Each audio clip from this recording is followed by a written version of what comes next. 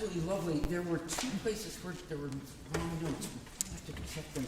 The first place was and tedious. I think that happened on Thursday once. G is a major chord. Tenors come in on the alto's note there. Let's sing Truly. Top of page 3 was. Yeah. 3, 4.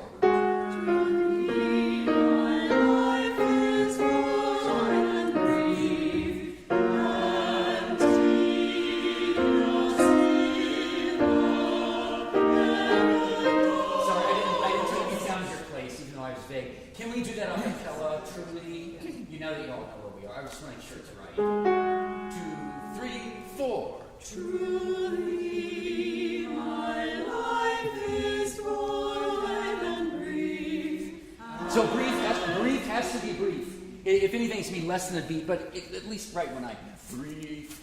And yeah, let's do that much better. There's only one more spot. 2, 3, 4. Truly, my life is void and brief, and tedious. Yeah, that's right. The major chord was so well in tune, I didn't know what I was hearing at first. That's actually perfect tuning. What? Isn't that odd?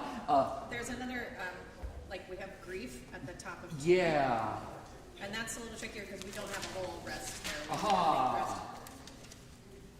Although we could make it a whole rest. I'm trying to conduct the F, but it's quick. Let's do... I mean, do you suppose you could let us just have a whole rest? The three of us that cut off? Oh, yeah, that's fine. Let's do a quarter rest there. But put the F on. I mean, make it half the beat. Yeah. Okay, that's a good idea, Cheryl. On the other spot that was out of tune, the basses were wonky. Yeah. And it was... It's just after the real meeting practice. It was... Where was it, Jim? I think it was coming in again at the regular My Life is Like just after. I thought it was... It is different.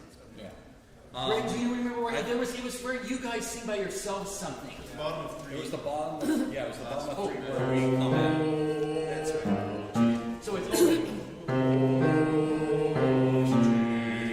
Do you all know that now? You got it? Can you play the previous chord? Yeah, let's start at that same page, last line. 3, 4, 1.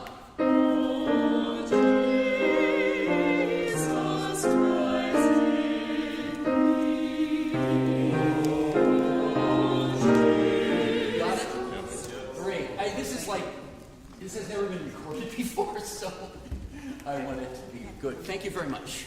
So at the very end of that, I have to go around you to say the prayer later. Okay.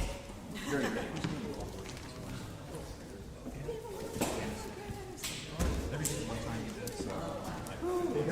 Oh, okay.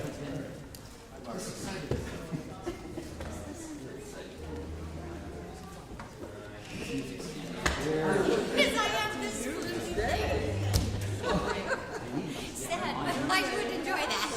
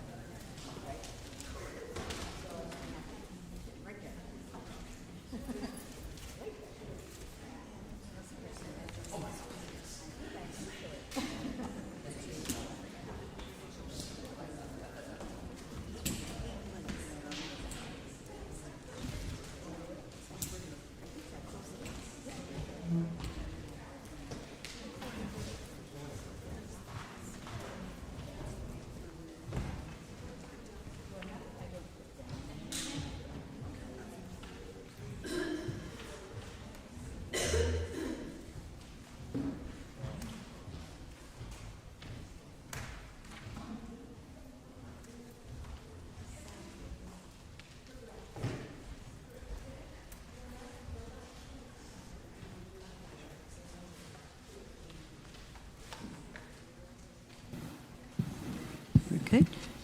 Are we not testing then? I bet you don't need to test with my voice. No, don't have. I just wanted to make sure that you were set. You can adjust as we go. Okay.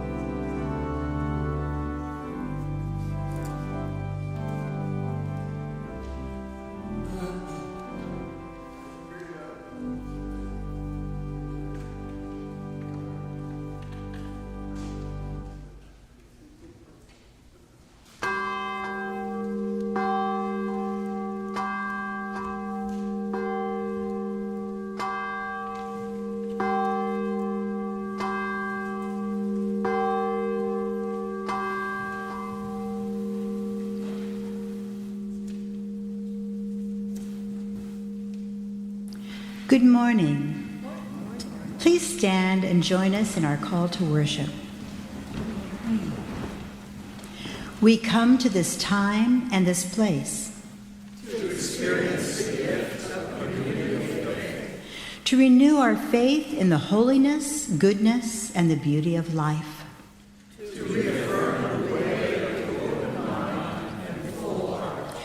To rekindle the flame of memory and hope.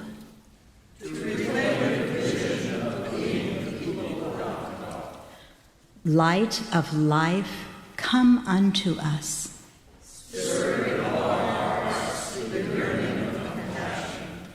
Blow in the wind, rise in the sea. Hold us close and set us free.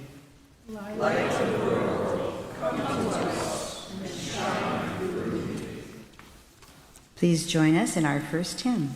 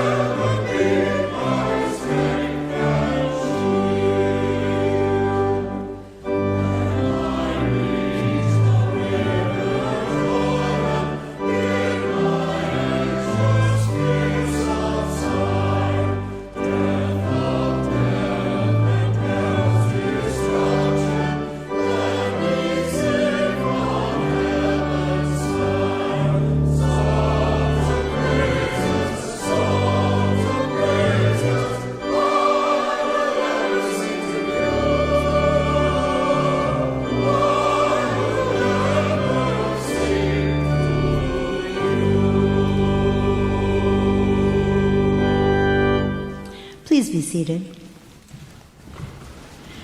Welcome to Portland First Congregational United Church of Christ, where all are welcome. I hope you're enjoying this beautiful day because I hear rain is coming. At least it will clean the air again. I have a few announcements. Artreach will be hosting an artist walkthrough with current exhibiting artist Richard Helmick downstairs during fellowship time in the hall downstairs next Sunday. Eve's Circle will have its annual Eve's Reads led by Lou Sevitson on Saturday, March 22nd from 10 to noon in the fellowship hall. Please bring a couple of last year's favorite books along with a brief overview of why you liked it. Refreshments will be included. And now it's one of my favorite times, time to greet each other with a peace of God.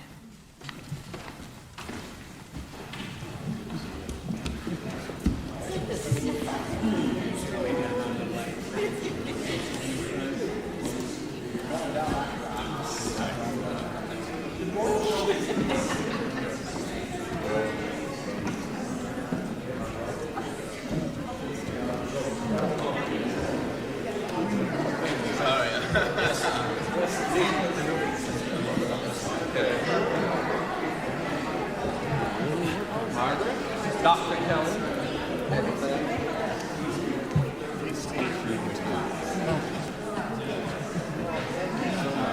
Larry intense?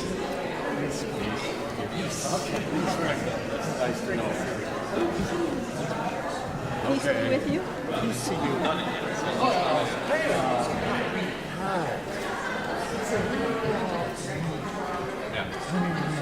Well, the 20. Well, you knew it this way. To our Zoom friends, Our last. Yeah, thank you so much.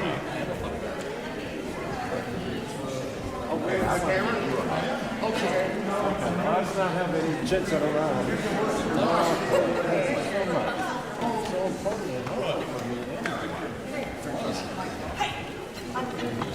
So important. No, it's okay. I don't like this.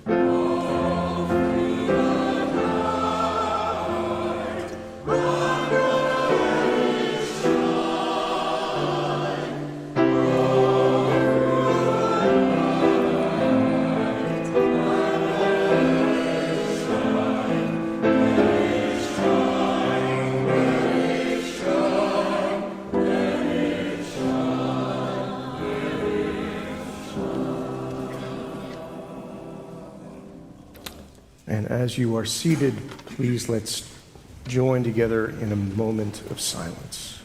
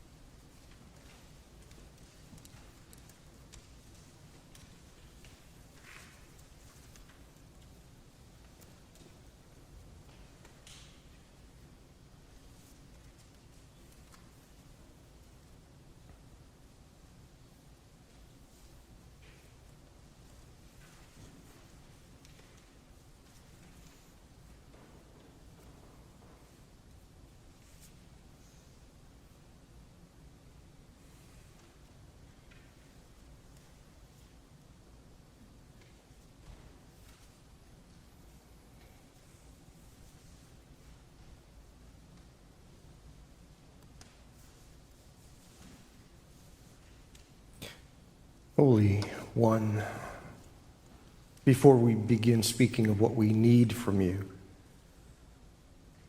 our one spiritual need we bring is to know you better, to sit with you closer, to hear you in the midst of the noise of the world around us, and to be aware of you more acutely in our day-to-day life.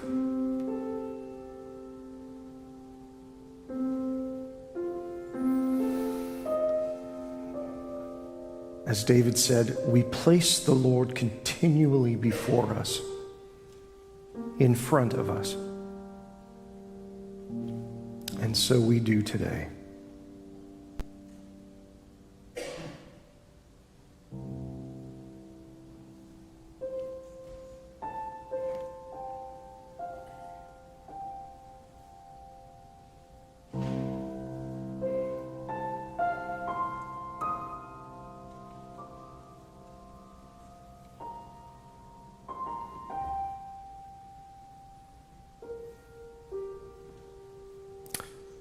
God, we reflect on all that's happening on the world stage. We offer intercession for the continuing relentless war in Ukraine and in the Middle East, and for those who are victims of the natural disasters in Asia.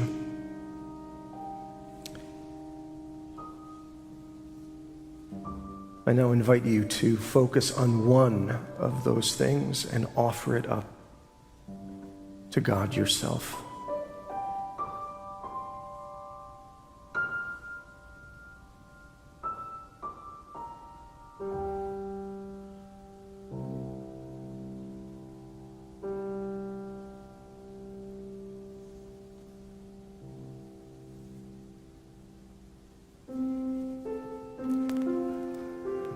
We reflect on our homeland and offer intercession for the marginalized,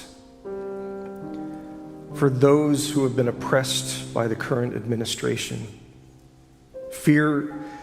with fear of losing their civil rights or their right to call this their home.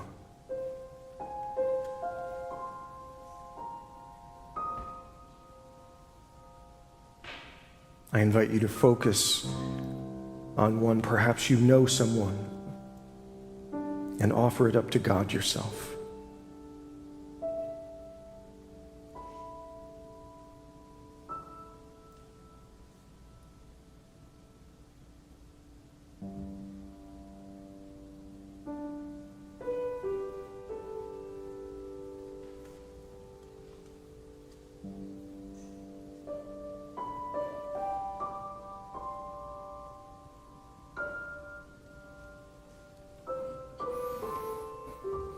We reflect on our local community here in Portland, and we offer intercession for those struggling with physical and mental illness, with finding housing, those who wrestle with emotional trauma, experiencing food insecurity, or lacking employment.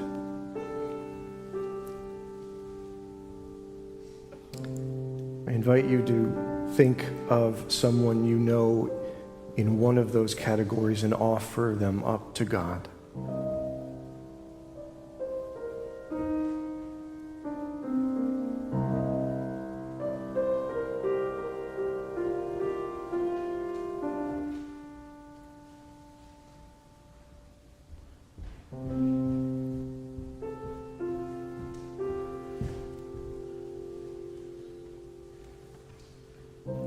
And finally, we reflect on ourselves, those that are dear to us and close to us.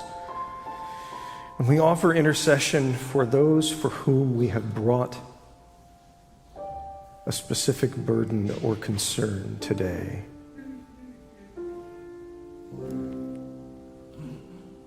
And we lift them silently or aloud to you now.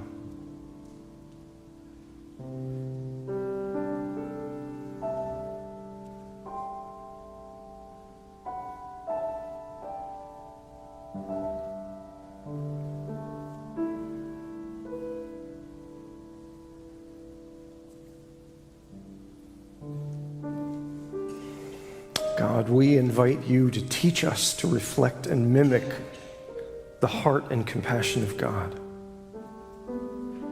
which you exhibited in the life of Jesus, and many others throughout the centuries since,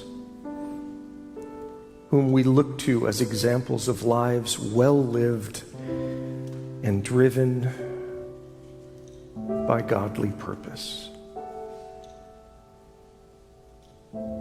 Make of our lives the same. Amen.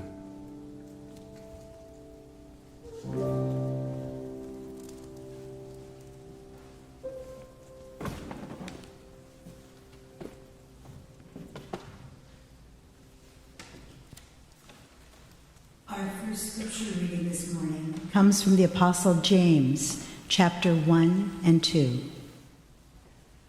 What good is it if one claims to have faith but has no deeds? Can such faith save them? Suppose a brother or sister is without clothes and daily food. If one of you says to them, "Go, I wish you well, keep warm and well fed," but does nothing about their physical needs, what good is it? In the same way, faith by itself is not accomplished by action.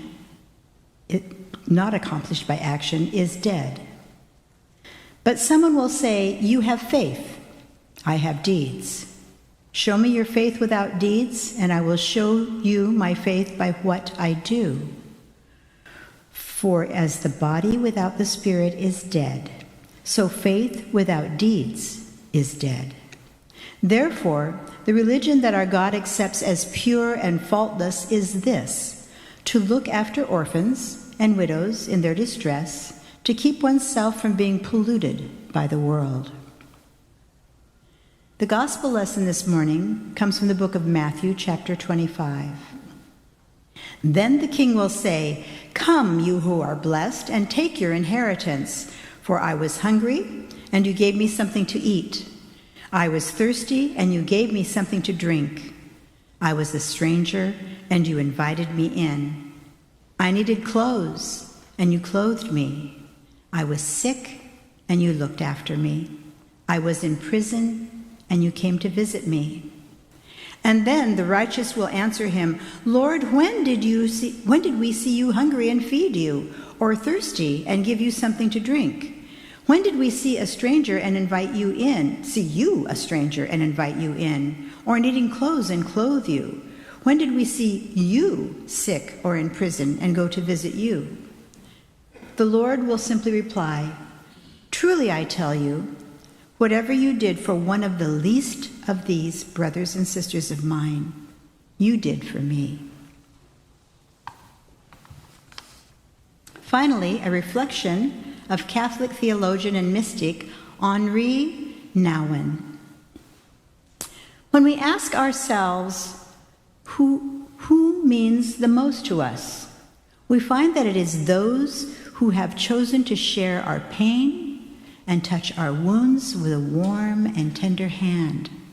The friend who can be silent with us in a moment of despair or confusion and face with us the reality of our powerlessness. Here ends the readings for this morning.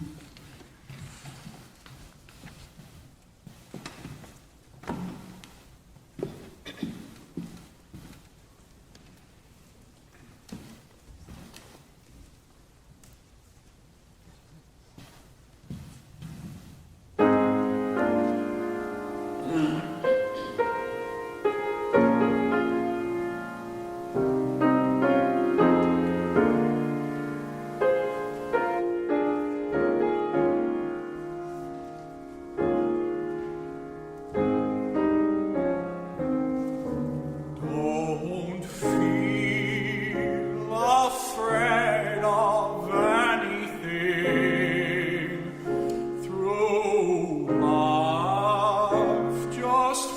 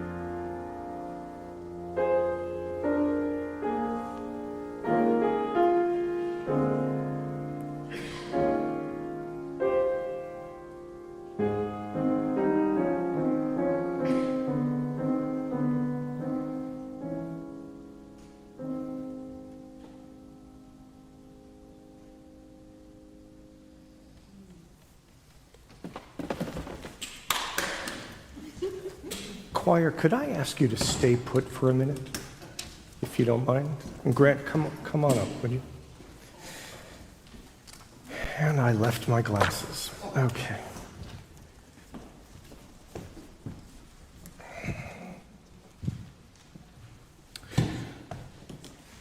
So I've noticed, as probably many of you have as well, there's one question. There's many questions, but certainly one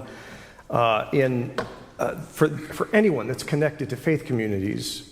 It's kind of popping up in those of us that identify as progressive communities or churches in the wake and the consequences of this year's presidential inauguration. And that question is, where in the world is God in all of this? Or did God just take a really long holiday? And it reminded me of a story that a colleague told me once. A woman had moved with her 2 sons, single mother, and had moved to a small town in the Midwest. She had had a problem with these boys. One was 9 and one was 11. And she thought, well, we'll get a fresh start and maybe some of their behavioral issues will resolve. But soon after moving into their home and seeing that they only got worse, she decided to go to the local pastor and ask if he could help them. And so the pastor came one day at her invitation, and she didn't tell the boys that this was happening, but they recognized his face, I don't know, from some advertisement. And when she opened the door and the boys who were in the living room saw him, one just bolted, went down the hall and slammed the door in their bedroom. The other just sat frozen. She invited the pastor in. She introduced him, and then she just sat, and the kid was over in a chair here. The pastor was in the couch on the other side. And then the pastor simply looked at the young man and said, "Do you know where God is?" And the 11-year-old looked at him and then just kind of looked around, looked at his mother, didn't know how to answer. So the pastor said again, "Do you know where God is?" I'm assuming the implication was that God is right in your home and watches everything that you do, kind of like Santa Claus, but anyway. And so the second time he asked the question, the young man just kind of shrugged his shoulders and started to get quite nervous. He was sweating a little. And so the pastor, getting no response, stood up, walked across. He pointed his finger at the young man and said, "Where is God?" To which the kid jumped up, bolted out of the room, down the hall, went into his bedroom, slammed the door, and looked at his brother and said, "We are in such big trouble.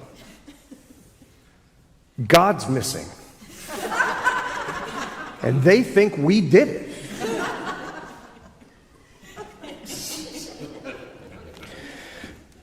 Could I ask you, before we dig into the meat of this, to sing the Kyrie that we missed? We did it. Thanks.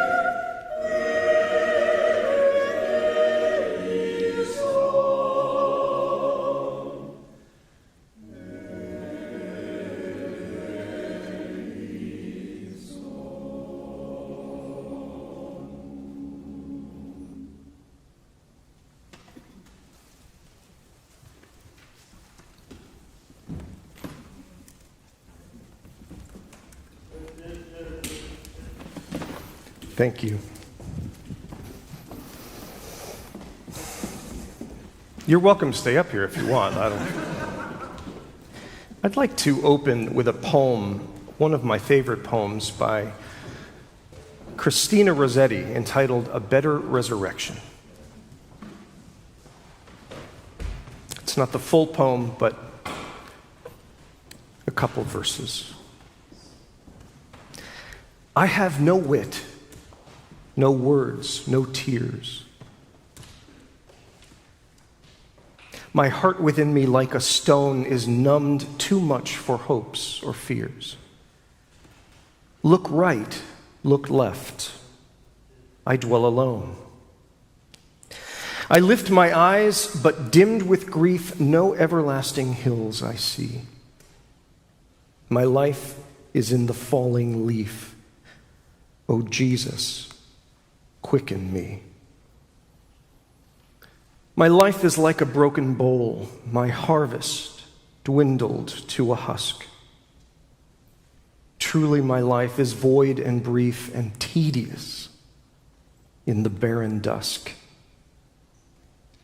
My life is like a frozen thing, no bud nor greenness can I see.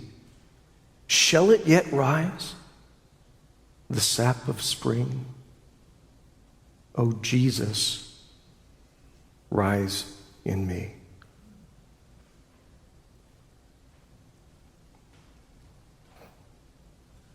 How many people in our lives, whether you know them intimately or just as an acquaintance, do you think could speak those words? How many of you could? When I served a church near Buffalo, New York, I became acquainted with another local pastor that we will call Dave. And on the day that I met him at a conference, and both of us being new to our respective congregations, we began for some reason to compare demographics as well as job descriptions. I assumed that that was what Buffalo pastors did, so I played along, and having made friends with another colleague whose congregation was quite elderly, I knew that pastor spent a considerable amount of time visiting people in the hospital and in their homes. So it occurred to me to ask Dave if this was the case also with him. I don't do pastoral care, he said. I'm there to do leadership development and other, his words, more important things. We have lay people who take care of that. And in getting to know him a bit more, I discovered that this wasn't simply a clarification he was making. This was a stipulation in his terms of call to that church. And more amazingly, it seemed to be a point of pride, not simply a quiet declaration or admission. He wanted it that way, he got it that way, and was proud of the deal that he struck. No pastoral care on his plate. At first, I was not impressed, but then later in the recesses of my heart, as I thought about that conversation, I knew that I couldn't judge him. Because some of those words and sentiments at that point in my life just could have been mine. Not that I would have ever uttered them, I was a little smarter than that. But that easily could have been, they could have been, and that prospect began haunting me. It was amazing how that perspective was able to convince me and then subsequently persuade others that my own skills at public address and leadership training and dialogue facilitation were of greater importance than the personal touch and care of another human being. And how my lack of interest at that time in this aspect of ministry could be translated into something that had the ring of sophistication and was therefore easily defended. But being smarter didn't necessarily get me far, and my lack of concern for those in my church who needed caring attention eventually bubbled up to the surface. Rather quickly, in fact, to the point where it did need to be challenged and eventually unlearned. My friend Bob is a minister of a similar perspective. He would admit as much. He accepted his last call with that very same stipulation as Dave's. Now, in his case, and I don't say this because we're friends, but it wasn't because he was lazy or thoughtless or had an exaggerated impression of himself, nor because he didn't think pastoral care was important or that he didn't care about his parishioners. For him, it was because he didn't think he was any good at it. And convinced that he would retire in that church, he wanted his last pastorate to be about what he was good at and having the chance to shine in it. In his mind, pastoral care wasn't the best application of his time because other lay leaders in the church that he had become acquainted with and an in-house care ministry were so much better at visitation and caregiving than he was. But I was destined for what ended up being to the benefit of both of us, to witness a stark change in his perspective on that issue.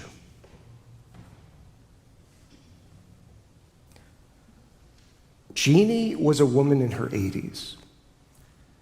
She was alone. She had no family. Well, none to speak of, really. She had a daughter that was somewhere in the country, but who had stopped talking to Jeannie decades ago.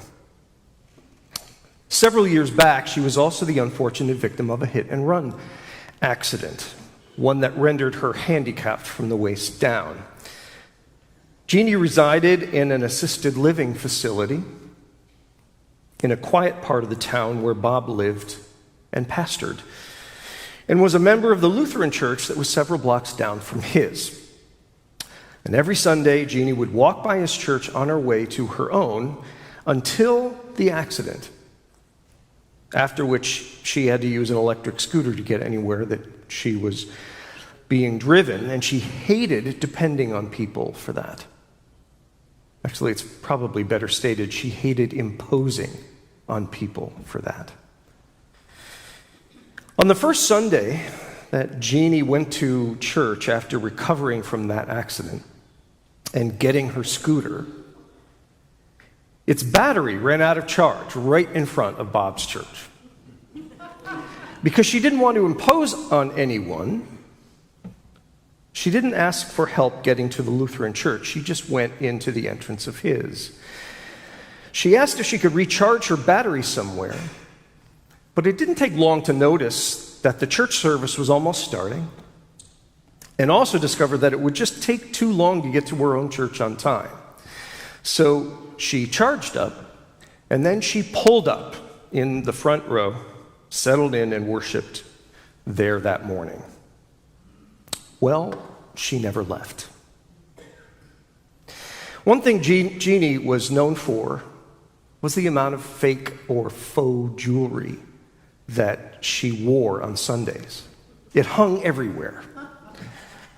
She was particularly proud of her most recent acquisition. It was a plastic replica of the necklace worn in the movie Titanic, if you have seen that film.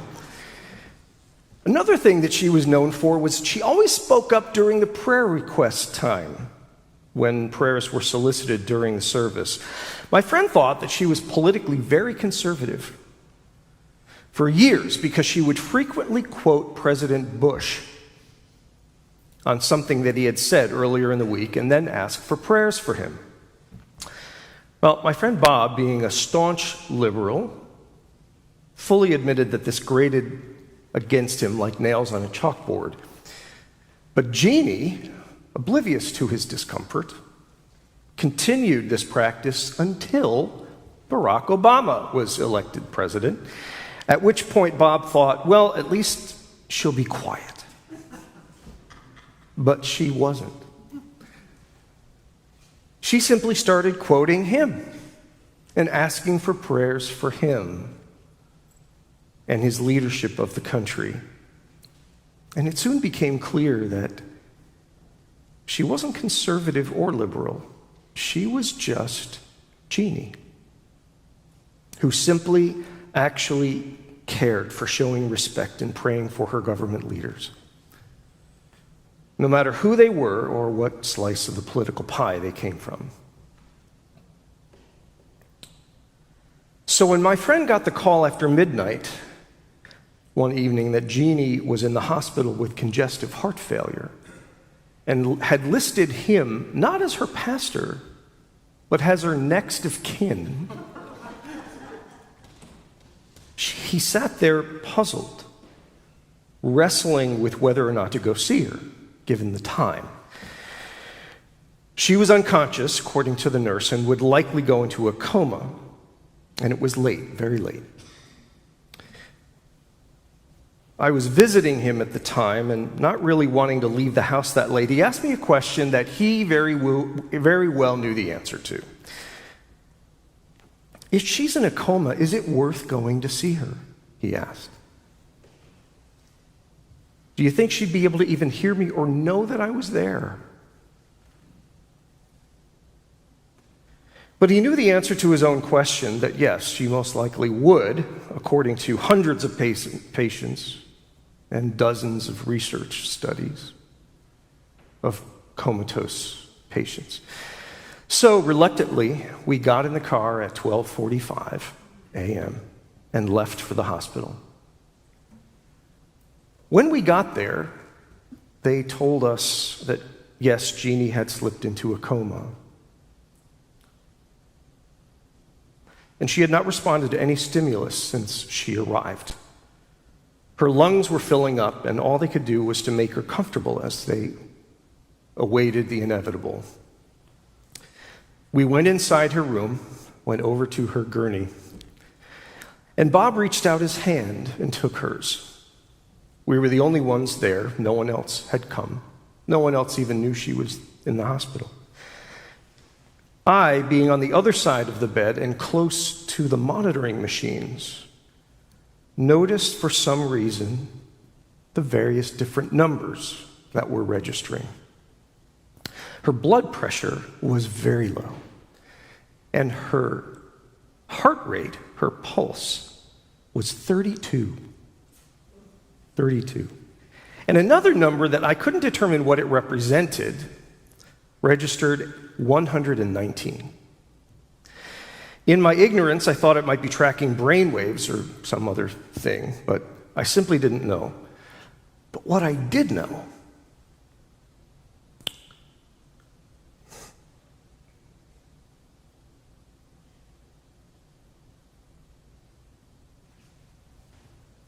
was that as my friend took her hand and began saying her name, that number began to change. Bob continued to talk softly to Jeannie as though he was calling out to her from some long-away place, yet knowing that she would not physically respond, of course. So you can imagine our shock when she did.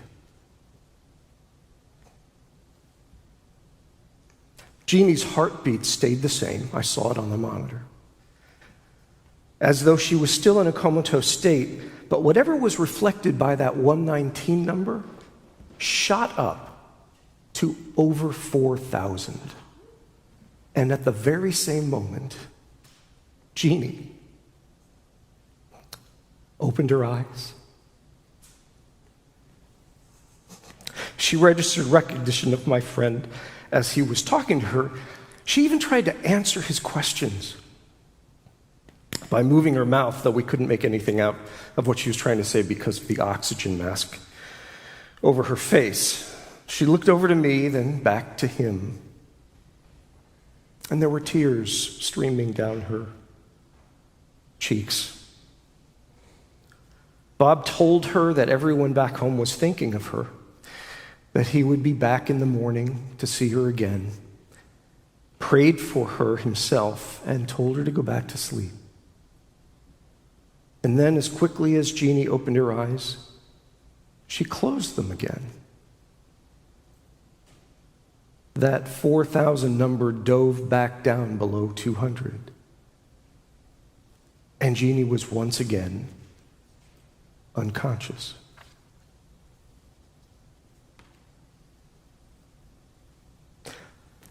Bob and I sat in silence in the car ride home, you can probably imagine.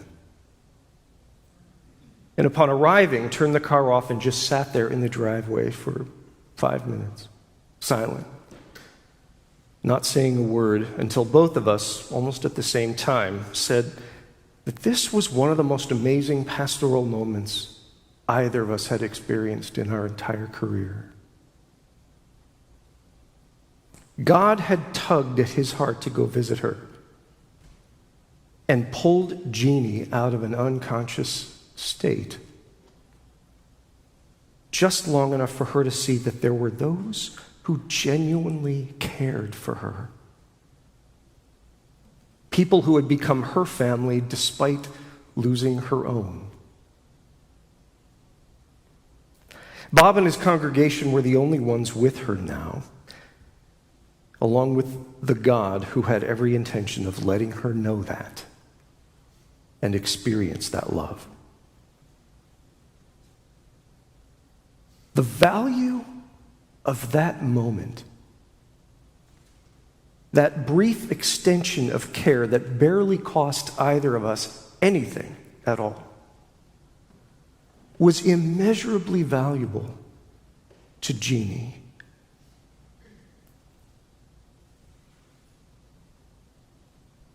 She had found a home with Bob and these people before facing the possibility that she was being called by God to transition to her new one. And the epiphany about the power of this seemingly small gesture was engraving itself on the minds of both of us in the best and most unexpected of ways. The entrepreneur Jim Rohn said, "One person caring about another represents life's greatest value." And when quoting him, Brian Tracy, author of the Motivational Phoenix Seminar, added this: "In life, you can never be too kind or too fair. Everyone you meet is carrying a heavy load." And the late Henry Nouwen, which we heard quoted earlier, said, "It is those who have chosen to share our pain and touch our wounds with a tender hand, those who can be silent with us in our despair or confusion, it's those, in the end, that mean the most to us." Love one another, Jesus said. Also, the Apostle John said. And Chief Seattle, leader of the Suquamish Native American tribe, after whom Seattle, Washington was named, obviously, wrote this: "Humankind has not woven the web of life. We are but one thread within it. Whatever we do to the web, we do to ourselves. All things are bound together," he said. "All things connect."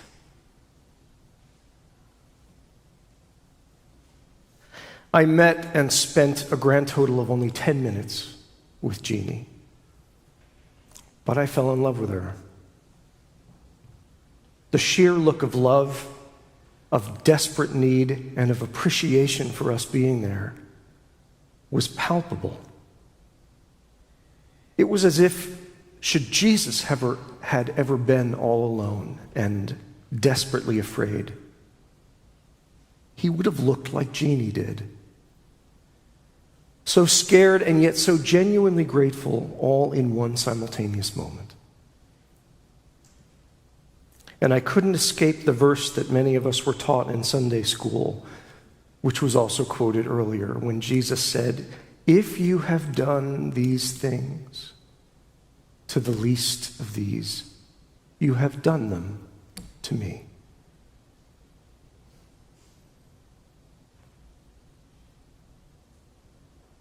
If you, like me at that time, think that learning how to care genuinely and effectively for one another is a waste of time, or just the pastor's or someone else's job, or simply something that you probably are not all that good at,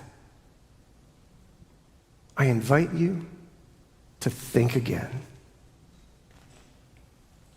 You could be the very vehicle for God to breathe comfort, affirmation, acceptance, and encouragement into someone else's life, perhaps at one of the most poignant and vulnerable moments of need. You can have the supreme opportunity of being the incarnation of God to that person in that moment. And you may never know the full extent of the gift that your time and attention might be to them. I can't speak for Bob, but I can say that something changed inside of me that night. Something that needed to change. All the leadership development and training that I had inaugurated, all the sermons that I had and would focus so much time in preparing, all the grand dialogue I had facilitated within and between congregations, they would never be able to replace what happened there at that bedside in the hospital room. Because in that moment, when Jeannie and Bob and I and God were all together, all she needed was to somehow see the face of Jesus looking at her. And when God used us to be just that, God turned it around and took Jeannie's eyes and looked right back at us.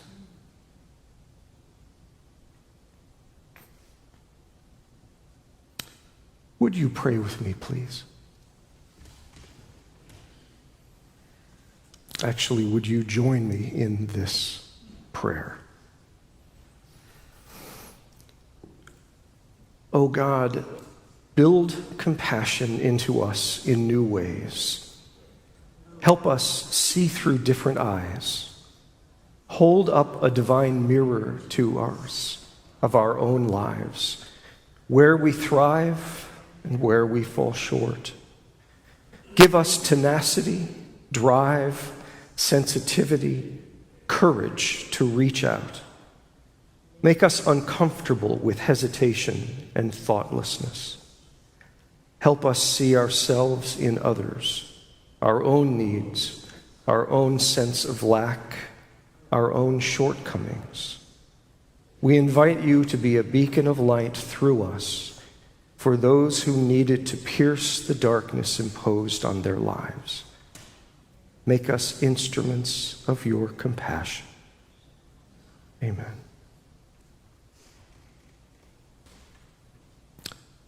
I now invite the ushers to come forward and receive this morning's offering.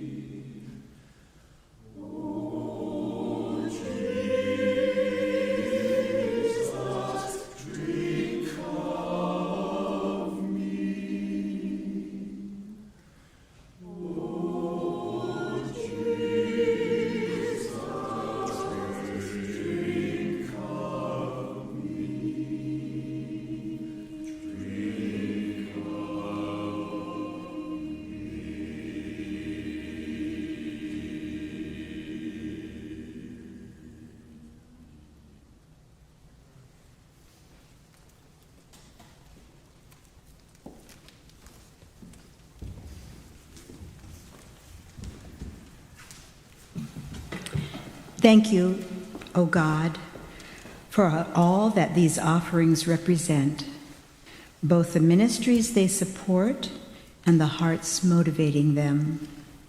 Bless, expand, and multiply them for your purposes. Amen. Now please stand for our closing hymn.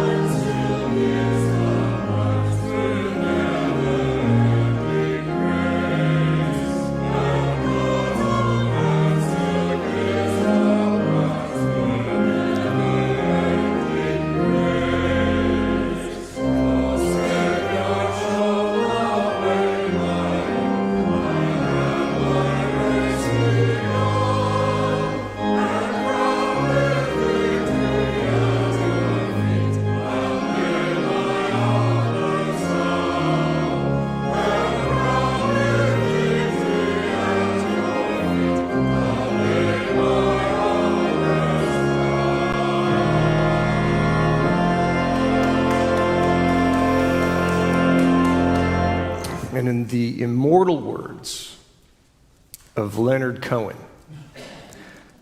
ring the bells that still can ring. Forget your perfect offering. There is a crack in everything. That's how the light gets in. Go in peace and show your light. Amen.